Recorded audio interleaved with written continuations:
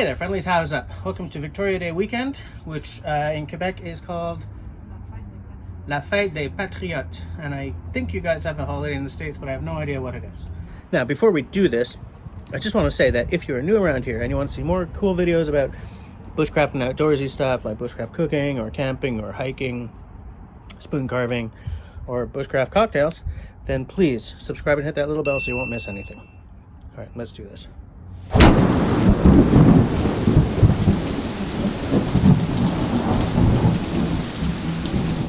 We're going to do a real simple cocktail this time.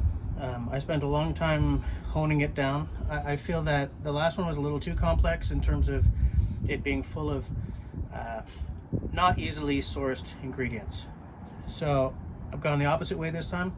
It's based on a bourbon, because also, I mean, bourbon's bushcrafty too, right? So Woodford Reserve, Kentucky straight bourbon. It's not a high proof one, it's 45.2%. I don't know what that is in proof. But here's the thing, we're not using it like that. What I did was I fat washed it with bacon. How that works is you cook your bacon, you pour off your fat, you turn off the heat, you let the fat cool to room temperature, you add it into the measure of whiskey that you're doing, mix it lightly, let it sit for 4 hours, put it in the freezer for another 2 to 4 hours, and then when you take it out, scoop the fat off the top. What that does is it removes all the fat content but leaves the smoky flavor of the bacon in the whiskey. And then you do it all over again with a smokier bacon and a lower heat, because I did it wrong the first time and it tasted terrible. So, fat washed whiskey. Got our tools here. Got some citrus. Let's do it. Okay, so here's how we do it, okay? One note, what I discovered when I was coming sort of to the end of the design phase on this is that this is very, very close to a gold rush. That's just how it works. And the first thing you're gonna wanna do is smoke your glass, and then this is not the ideal way of doing it.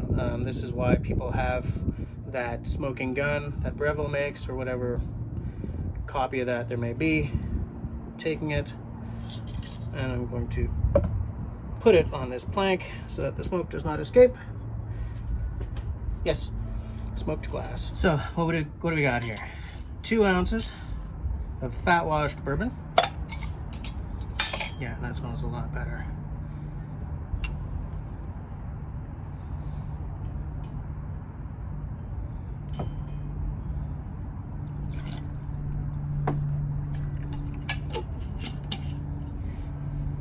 Then what we got is 3/4 of an ounce of lime juice, which should be just about half a lime. Let's double check that.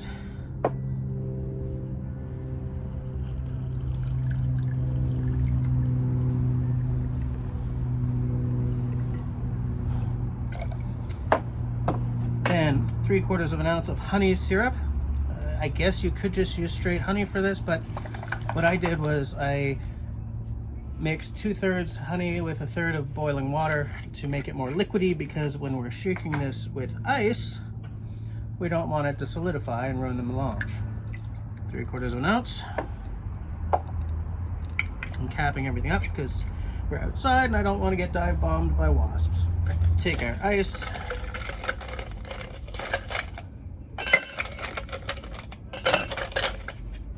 Be generous with the ice.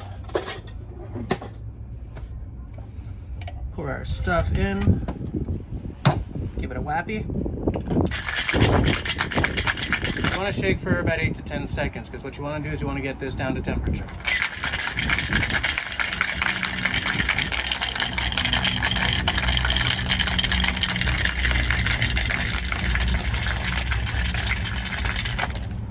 Okay, as I always do, give it a whap to break the seal, and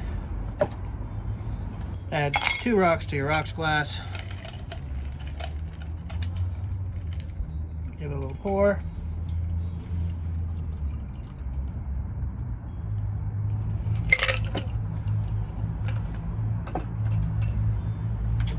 We're going to garnish with a twist of orange peel, which we are, of course, going to flame because it's a bushcraft cocktail.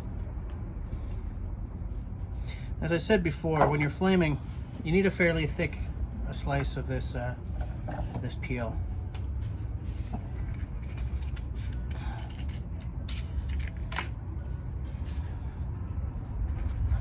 As you guys know, take your match, take your peel, hope that the wind does not kill everything for you. Rim the glass with your caramelized orange juice. I'm calling it the Campfire, folks.